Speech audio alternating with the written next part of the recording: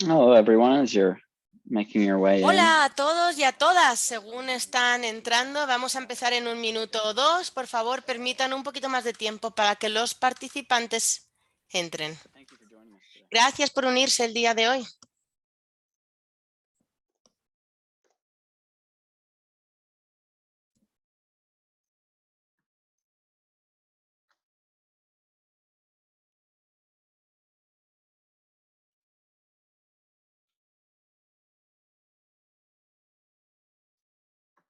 Just give another minute or so. Vamos a darle 1 minuto más.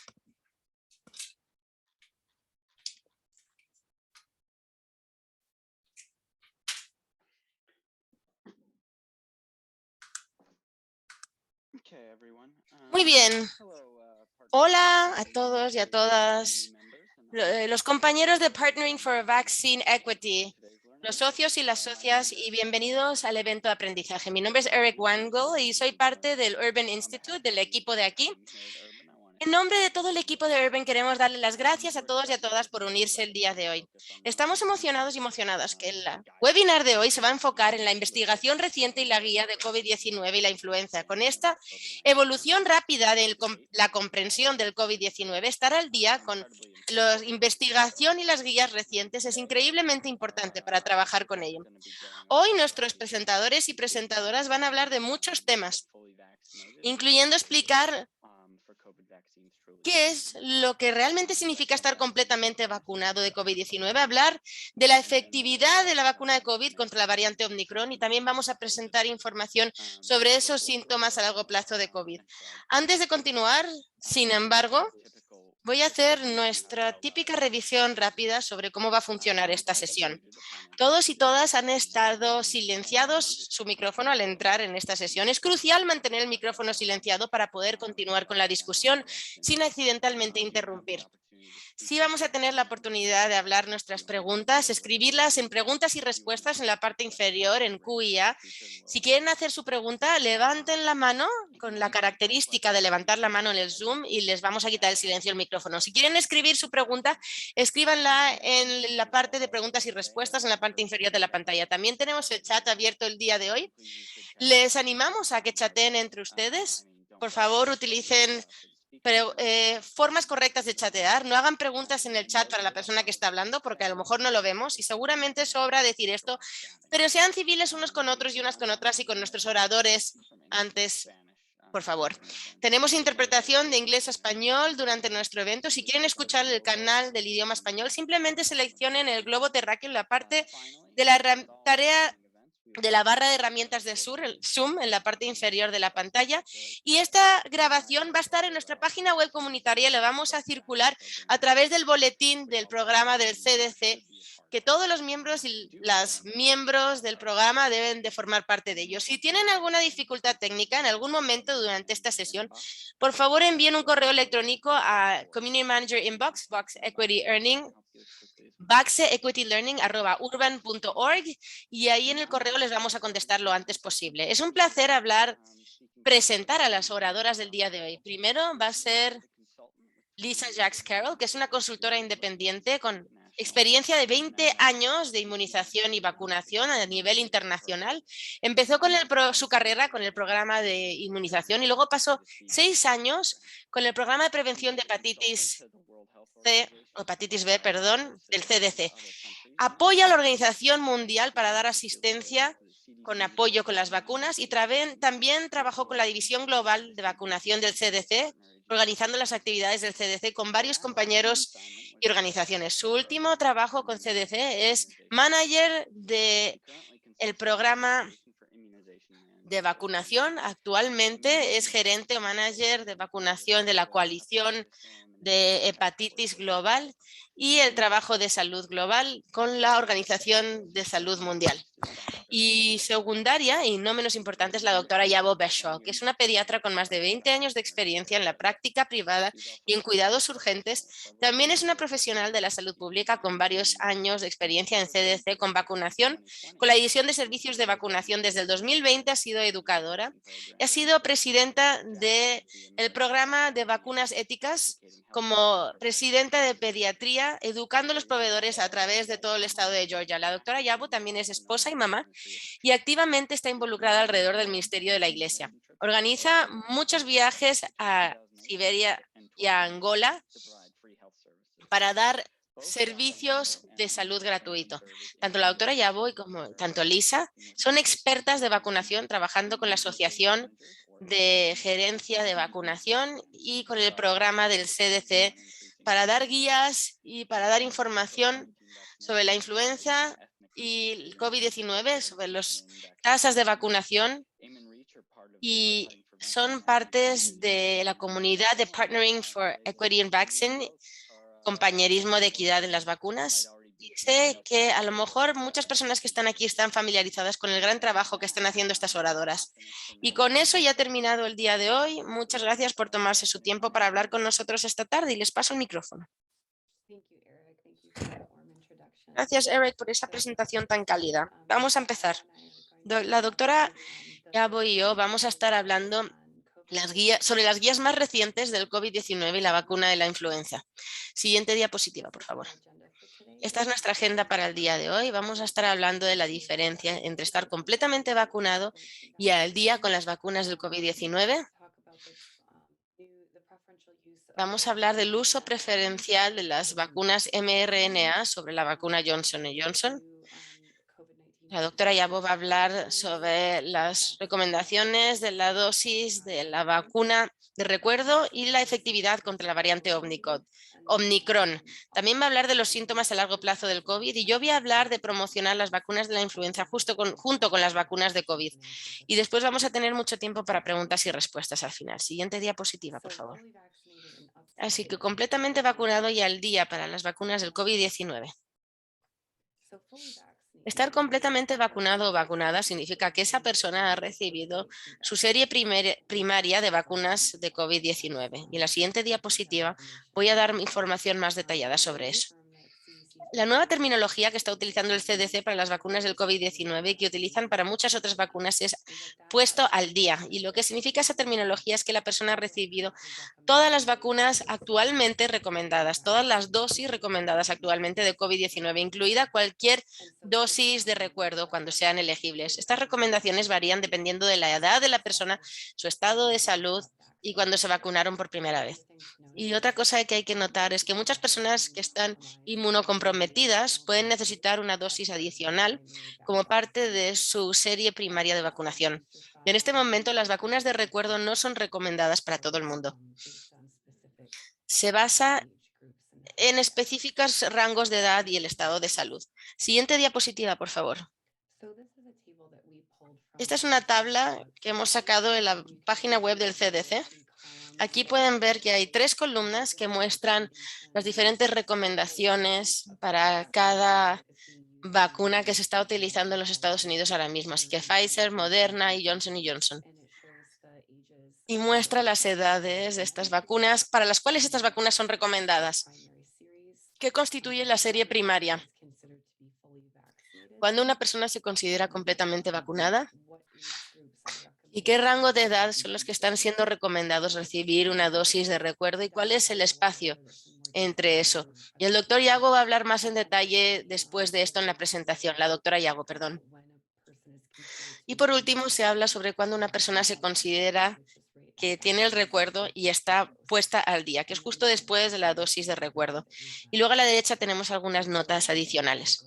Y de nuevo la doctora Yago va a hablar de esto más en detalle, pero pueden ver que alguien está completamente vacunado o vacunada para Pfizer y Moderna 2 semanas después de su última dosis primaria, que son 2 dosis para la mayoría de la gente, y luego para Johnson & Johnson están completamente vacunados o vacunadas 2 semanas después de su primera vacuna. Y después, para los recuerdos, de nuevo, para Pfizer serían personas de 12 años en adelante que son elegibles en estos momentos para la dosis de recuerdo y Johnson & Johnson de 18 años en adelante.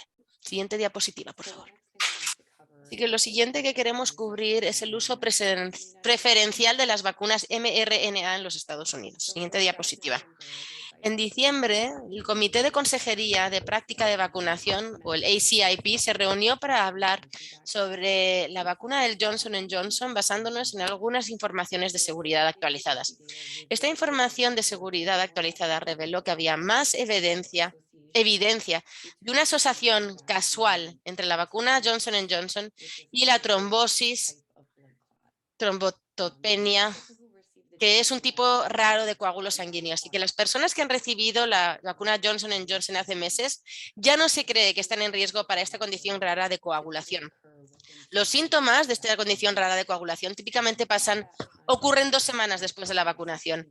En ese momento, en diciembre 16, desde entonces han habido 54 casos de esta trombosis rara de coagulación y esto es debido a la trombocitopenia recibida por la vacuna de Johnson & Johnson en los Estados Unidos. Así que en esa reunión las personas de ACIP votaron al unísono que la recomendación de las vacunas mRNA, que son Pfizer y Moderna, se usan preferencialmente antes de la vacuna Johnson & Johnson para todos los adultos de 18 años en adelante. Siguiente diapositiva, por favor. Ese mismo día, el 16 de diciembre, el CDC mandó las recomendaciones hechas por el ACIP expresando una preferencia clínica para que las personas reciban la vacuna mRNA, Pfizer o Moderna, antes de la Johnson & Johnson, vacuna del COVID-19 en los Estados Unidos. Y en ese momento, el suministro de vacunas mRNA era abundante, con casi 100 millones de dosis disponibles y todavía tenemos suministros adecuados de vacuna mRNA en los Estados Unidos. Así que hay algunas situaciones en las que la vacuna de Johnson & Johnson todavía se puede ofrecer y eso sería cuando alguien tiene una contraindicación a la vacuna COVID-19 mRNA, como por ejemplo tener una reacción alérgica severa después de la dosis anterior o una alergia conocida a uno de los compuestos de la vacuna de COVID-19 mRNA. También Johnson & Johnson se puede administrar si una persona no estuviera no vacunada por el COVID-19 por acceso limitado a las vacunas mRNA. Y finalmente, si la persona prefiere recibir la vacuna de Johnson & Johnson a pesar de haber sido informado de las inquietudes de seguridad, eso también estaría bien. Siguiente diapositiva, por favor.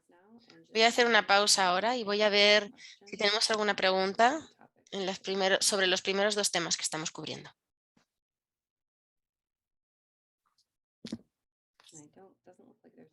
No parece que hay.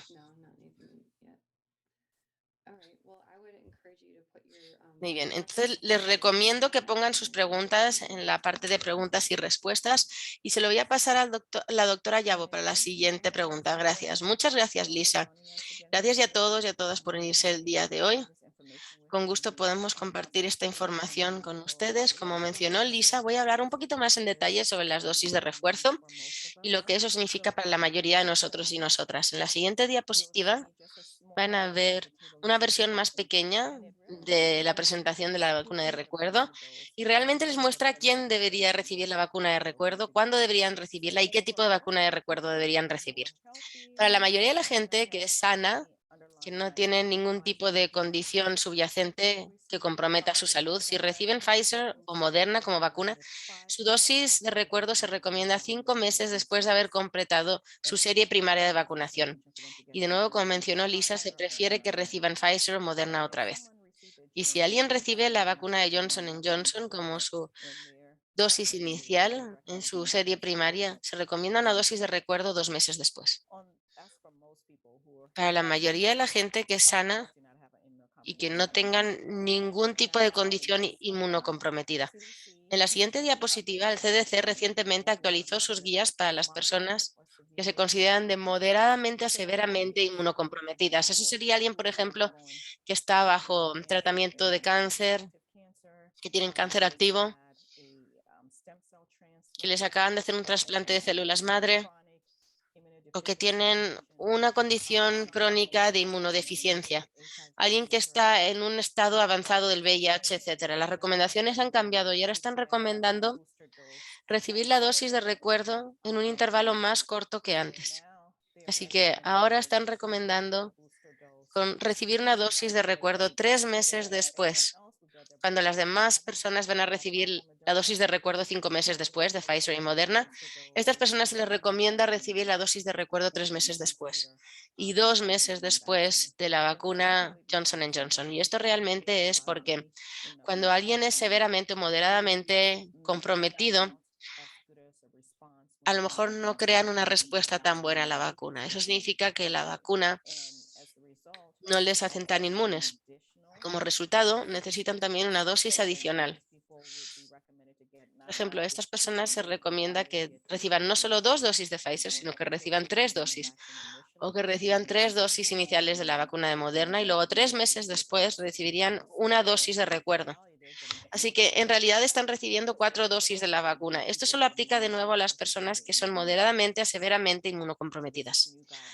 Estas son las nuevas guías en cuanto a los tiempos de la vacuna de recuerdo. Siguiente diapositiva.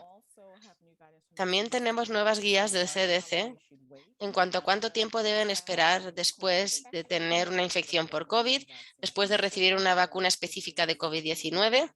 Si han recibido cualquier tipo de tratamiento, si estuvieron en el hospital, a lo mejor recibieron anticuerpos monocluidos o plasma.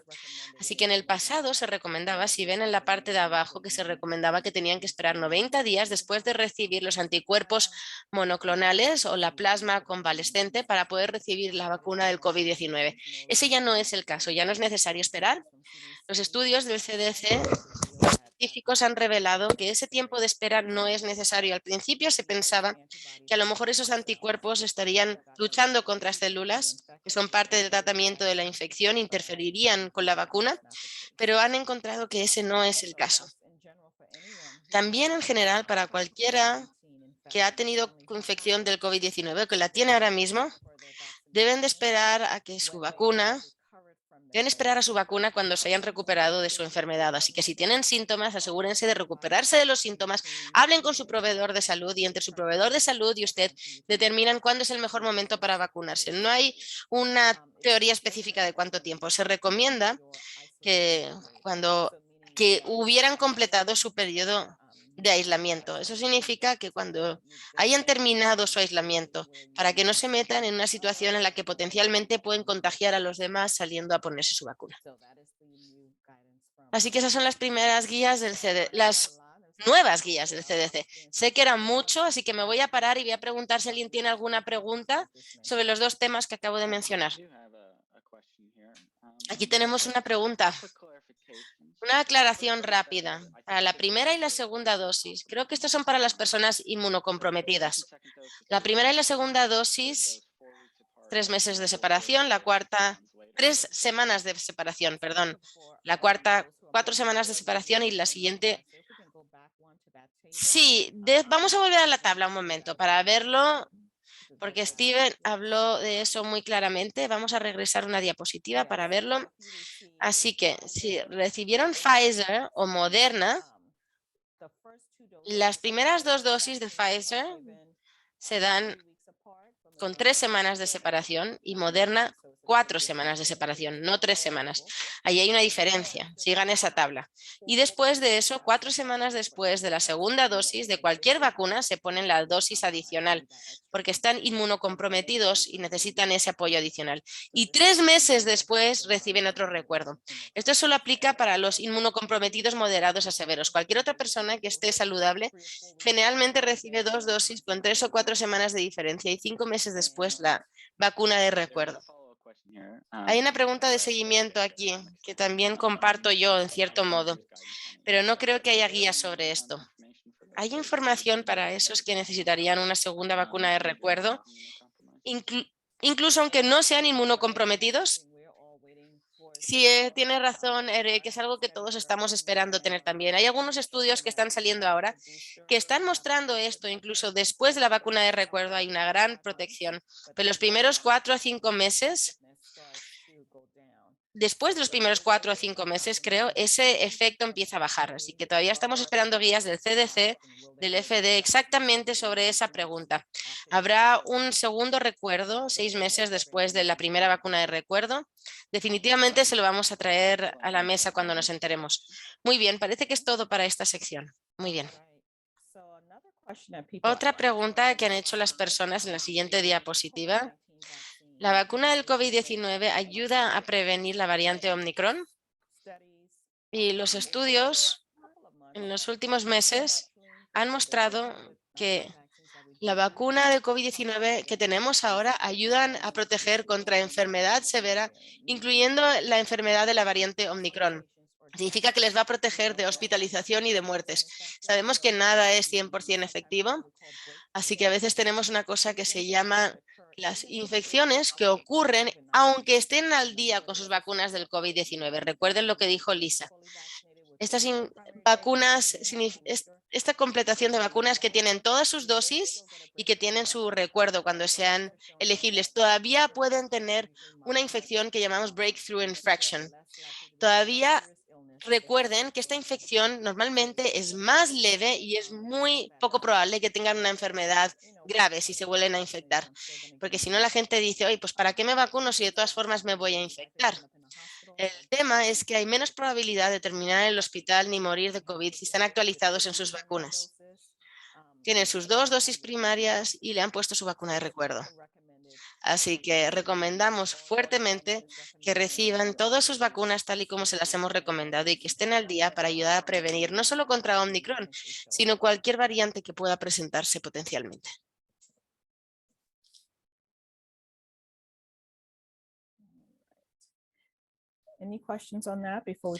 ¿Alguna pregunta sobre esto antes de hablar del COVID a largo plazo? Muy bien.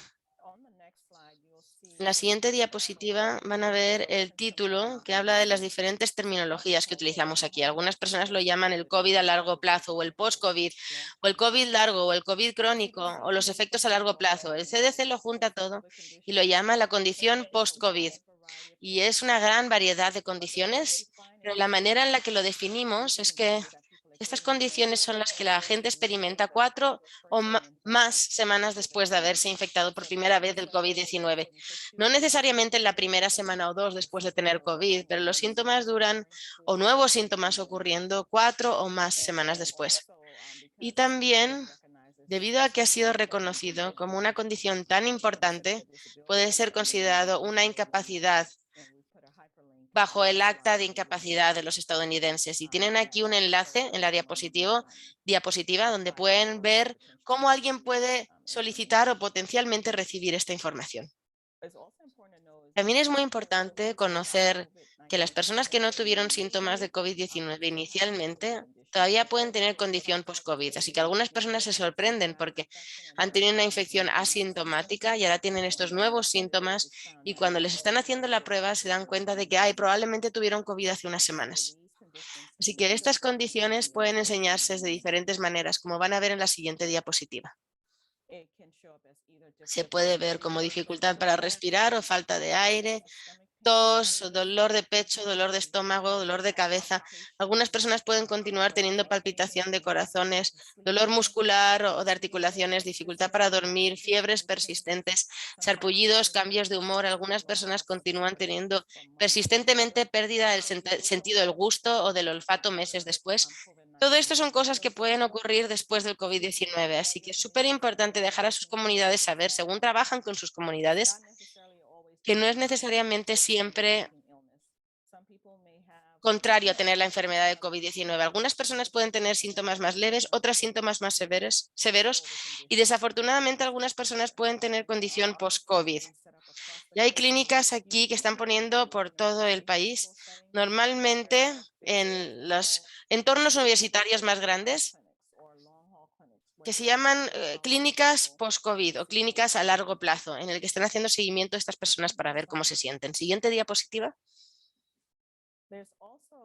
También hay otra condición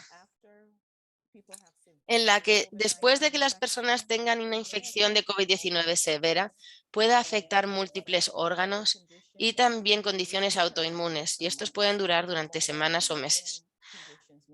Las condiciones multiórganos significa que no solo afecta al corazón, sino también puede afectar el pulmón, el riñón, el cerebro, etc. Las condiciones autoinmunes ocurren cuando su sistema autoinmune empieza a atacar a las células sanas del cuerpo, causando inflamación. Estas condiciones en niños se llaman MIC o síndrome multiinflamatorio en niños o MSA en adultos.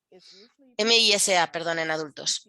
Esto normalmente se presenta como fiebres persistentes, además de uno o más de lo siguiente: dolor de estómago persistente, diarrea, mareo, un sarpullido en la piel o vómito. Esto es lo que MISC o MISA puede desarrollar.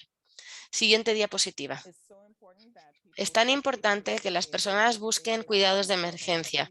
Si están teniendo problemas para respirar, si parecen confundidos o confundidas, dolor de estómago severos, dificultad para despertarles. De nuevo, esta no es una lista limitada, no incluye todos los posibles síntomas. Siempre es importante revisar con su proveedor de atención de salud si algo les inquieta y definitivamente llamar al 911 o ir a su sala de emergencia local si estos síntomas ocurren. La siguiente diapositiva. También hay un riesgo, lamentablemente, de asociación de tener infección de COVID-19 y diabetes que se ha visto en los adultos en los últimos años. Aunque vemos reportes incrementando de nuevo casos de diabetes en el mundo adulto. Y luego un estudio nuevo que se ha publicado recientemente. Lamentablemente se está viendo esto también en los niños y niñas que se recuperan de la enfermedad del COVID-19.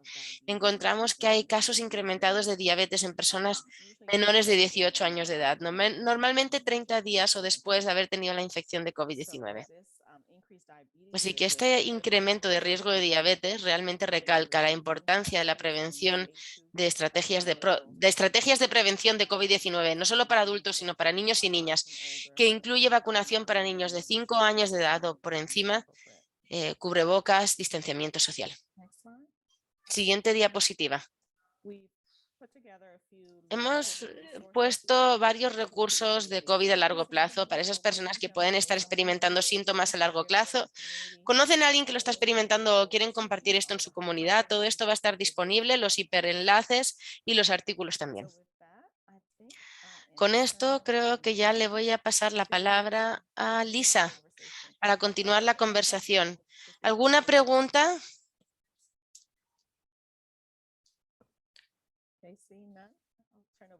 Muy bien, no veo ninguna. Vamos a pasar la palabra a Lisa. Gracias. Gracias, doctora Yago.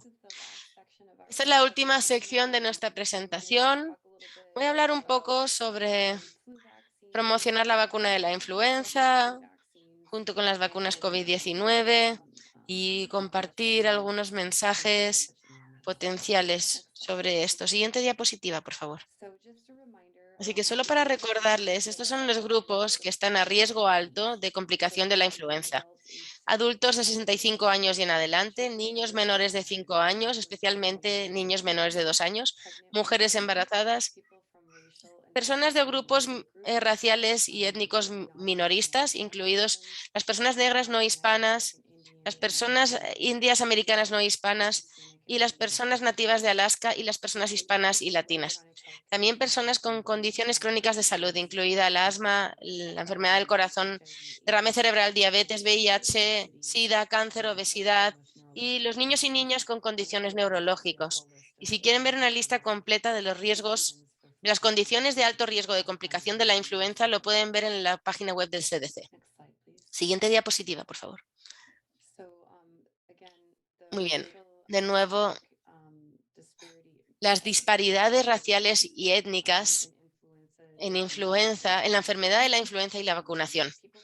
Las personas de grupos minoristas, raciales y étnicos están en un riesgo más alto de ser hospitalizados por la influenza, y eso incluye las personas negras no hispanas, las personas indioamericanas no hispanas y nativos de Alaska y las personas hispanas y latinas.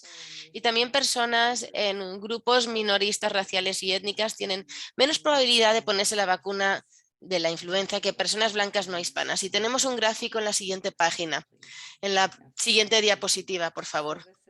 Tenemos datos, perdón. Estas son las evaluaciones de estimación de la vacunación de la influenza del CDC en el 2021, de noviembre 28 hasta 31 de diciembre del año pasado, o sea, del 28 de noviembre al 31 de diciembre del año pasado, y la encuesta encontró que la cobertura de la vacuna de la influenza en Estados Unidos y en DC para los adultos era una media de entre 30% y 55%, pero la cobertura nacional, incluyendo DC, Puerto Rico y las Islas Vírgenes de Estados Unidos, la media nacional era 40% para adultos. Así que comparado con la cobertura para adultos blancos no hispanos, que es 45.6%, la cobertura para no hispanos negros y para adultos hispanos fue 16 puntos percentiles más bajos. Y para las personas que se identifican con múltiples razas no hispanas, fue 16 puntos percentuales más bajos de cobertura de vacunación. Y para nativos de Alaska, indios americanos no hispanos adultos, la cobertura era 14 puntos porcentuales más bajos. Así que continuamos viendo disparidades a través de la cobertura de las vacunas. Siguiente diapositiva, por favor. A lo mejor escuchan esta pregunta. ¿Puedo tener la infección de influenza y COVID-19 a la vez? Y la respuesta es sí, es posible. Es posible tener la influencia y otras enfermedades respiratorias como COVID-19 a la misma vez. Algunos de los síntomas de influenza y COVID-19 son similares, lo cual hace que sea diferente. Puede darnos cuenta de la diferencia entre los dos virus. Basándonos en pruebas diagnósticas, podemos ayudar a determinar si estamos enfermos de influenza o COVID-19. Siguiente diapositiva, por favor. ¿Quién debería de ponerse las dos vacunas diferentes? Para la vacuna de la influenza, todas las personas de 6 meses en adelante deben de ponerse la vacuna de la influenza, con raras excepciones. Y para la vacuna del COVID-19, actualmente, cualquier persona de 5 años en adelante puede vacunarse si no tienen contraindicaciones a la vacuna. Siguiente diapositiva, por favor. ¿Cómo se pueden poner? ¿Se pueden poner una vacuna del COVID-19 y de la influenza a la vez? Y la respuesta es sí, sí se la pueden poner. Sí se las pueden poner. Hay un incremento de riesgo de efectos secundarios poniéndose la vacuna del COVID-19 con otras vacunas, como una vacuna de dosis alta de la influenza si se ponen a la vez. Así que los proveedores deben consultar sobre los riesgos incrementados de los efectos secundarios como fiebre, dolor y enrojecimiento en el lugar de la inyección. Y los proveedores de salud deben considerar poner cada vacuna en un brazo diferente. Siguiente diapositiva, por favor. ¿Es demasiado tarde para recibir la vacuna de la influenza? No, nunca es demasiado tarde. El CDC todavía recomienda la vacuna de la influenza, incluso ahora, porque la enfermedad de la influenza normalmente tiene su pico en febrero y hay actividad significativa de influenza hasta mayo. Así que recomendamos que continúen poniéndose la vacuna de la influenza. Siguiente diapositiva, por favor. Tratamiento para la influenza. Si se enferman de la influenza, su doctor puede pedirles que se tomen una droga antiviral. Esta droga puede bajar los síntomas y la duración del tiempo en el que han estado enfermos con la influenza. Así que deben comunicarse con su doctor inmediatamente si están a riesgo alto de complicación de la influenza y si piensan que tienen la influenza, porque deben de empezar a tomar antivirales lo antes posible después de enfermarse y demostrar síntomas de la influenza. Y también queremos asegurarnos de que recomendamos esto en nuestros grupos de minoría racial y étnica, que están en un riesgo más alto de complicaciones por la influenza. Siguiente diapositiva, por favor. Aquí hay otra presentación y después con gusto contestamos preguntas. Bueno, podemos permitir un poco de tiempo. Yo tengo algunas preguntas que pueden ignorarlas si no son buenas, pero volviendo atrás a la definición de completamente vacunado y actualizado para las vacunas del COVID, hay un tiempo similar de crear anticuerpos para la vacuna de la influenza. Para la vacuna de la influenza, sí. Para la vacuna de la influenza, los niños más jóvenes si es su primera vez que reciben la vacuna de la influenza, sí requieren 2 dosis y estoy segura que la doctora Yabo sabe de memoria las edades para eso, pero para los adultos solo reciben una dosis de la vacuna de la influenza en una temporada de influenza. Y el tiempo recomendado es ponérsela para finales de octubre, pero el CDC sí recomienda a las personas que se pongan la vacuna de la influenza, incluso más en adelante en la época de influenza, porque no llega a su pico hasta febrero o a veces hasta más tarde. Y le voy a pasar la palabra a la doctora Yabo, si quiere hablar de las dosis de la vacuna de la influenza para niños y niñas. No, no se preocupen. Lisa lo cubrió muy bien con los niños y niñas. Y los niños y niñas nunca se han puesto la vacuna de la influenza. En su primera temporada de ponerse una vacuna de la influenza, si tienen entre 6 meses y 8 años de edad, van a requerir 2 dosis. Así que esos niños y niñas van a recibir una dosis de la vacuna de la influenza y una segunda dosis un mes después para poder ser considerados y consideradas completamente vacunadas. Y en los siguientes años solo va a ser una dosis, igual que el resto de la población. Así que ese es el único momento en el que se hace esa recomendación. Muy bien, y luego hay una pregunta en QIA, aquí en preguntas y respuestas. ¿Hay estudios que han evaluado el riesgo de diabetes después del COVID-19 en adultos? Y los estudios especificaron qué tipo de diabetes se diagnosticó más comúnmente en los niños y niñas. Sí, voy a contestar la segunda parte primero. Con los niños y las niñas eran ambos tipos. En Europa normalmente diabetes tipo 1 diagnosticado, pero también había un riesgo de diabetes tipo 2. Y para los adultos sí hubieron estudios. Y lo que hemos hecho es al final de esta diapositiva, en las notas del orador, ahí tienen los enlaces al papel MDWR que revisa este estudio y también los estudios de adultos y cualquier otro estudio pediátrico. Así que ahí podrán realmente revisar toda esa información. Y parece que Judith ha levantado su mano para hacer una pregunta. Judith, ya le vamos a quitar el silencio del micrófono si quiere hacer su pregunta.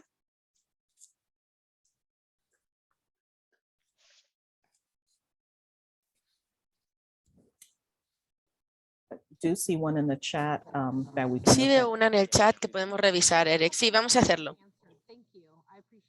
Mis preguntas ya han sido respondidas. Gracias, lo aprecio. Muy bien, perfecto. Gracias, Judith. Las personas vacunadas tienen menos posibilidad de contagiar el COVID-19 a los demás y depende de la cantidad de dosis que nos pongamos. Esta es una pregunta difícil porque muchas personas piensan que, muchos científicos también piensan que cuando uno o una está vacunado o vacunada van a tener menos carga viral. Y eso es verdad. Sin embargo, hay estudios que demuestran que a pesar de estar vacunado o vacunada, todavía se puede transmitir el COVID a los demás. Así que sí hay una posibilidad de tener menos probabilidad de contagiar a los demás, pero el CDC indica que aunque estén vacunados y vacunadas y aunque tengan el recuerdo, todavía tienen riesgo de transmitir el COVID a los demás. Por eso es la razón que se recomienda llevar cubrebocas en ciertas situaciones, sobre todo en el interior, porque aunque estén vacunados o vacunadas, todavía lo pueden transmitir. Así que no importa el número de dosis, si tienen 3 versus 1, todavía se puede transmitir el COVID a los demás.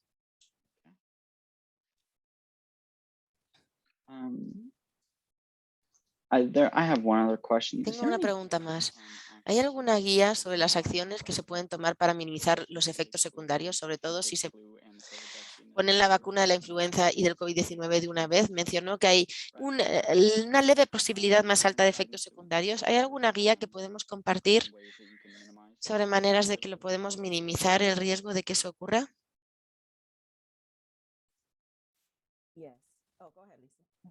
Sí, continúa, Lisa. Yo iba a decir que las personas pueden tomar cosas como Tylenol o ibuprofeno si experimentan cosas como dolor de cabeza, dolores corporales después de la vacunación.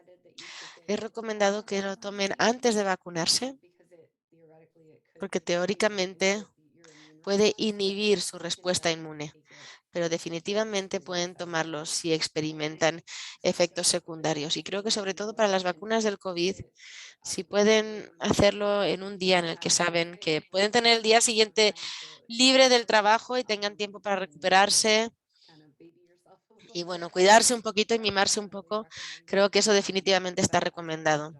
Pero le voy a pasar la palabra a la doctora Yabo. Excelente, Lisa cubrió todo. Y lo que los proveedores están recomendando hacer Les pedí a la persona a la que le están poniendo la vacuna si prefiere que se lo pongan en 2 brazos diferentes. De esa manera, si tienen una reacción, todavía pueden utilizar el otro mano. Si solo está reaccionando uno en lugar de los dos, si están en el mismo brazo. Así que esa es otra manera de poder intentar bajar esos efectos secundarios, que son muy leves y deberían de durar solo un día o dos. Y sería dolor en el lugar de la inyección, un poco de enrojecimiento, inflamación, una fiebre baja, pero normalmente para el segundo día seguro ya tendrían que sentirse normal. Si no, entonces hay que hablar con su proveedor de salud. Muy bien. Otra pregunta aquí en preguntas y respuestas. La paracarditis y la miocarditis, los casos de piocarditis y carditis, ¿siguen haciendo un seguimiento de estos casos? Sí, definitivamente. Cuando la comunidad de ACIP, de prácticas comunitarias de vacunación, se han estado reuniendo cada 1 o 2 meses ya durante toda la pandemia, y ellos cuando se reúnen están revisando, muy bien, están ahí las vacunas. Estamos viendo alguna señal, alguna bandera roja y necesitamos cambiar las guías. Y una de las cosas que siempre se revisa son los casos de microcarditis y parocarditis después de las vacunas mRNR. Esto se está siguiendo después de las vacunas de Pfizer y Moderna en estos momentos. CDC no ha encontrado un riesgo incrementado hasta el punto de tener que cambiar las guías de cualquiera de las 2 vacunas. Así que la miocarditis y la paracarditis, las infecciones que se están viendo, las condiciones que se están viendo, típicamente ocurren después de la segunda dosis, sea de Pfizer o de Moderna, y normalmente es en adultos varones más jóvenes. Son el rango de población predominante que tiene esto, que desarrolla esto. Así que también quería compartir que la miocarditis y la paracarditis puede ocurrir después de la infección de COVID-19. No solo después de la COVID-19 que estamos viendo este seguimiento.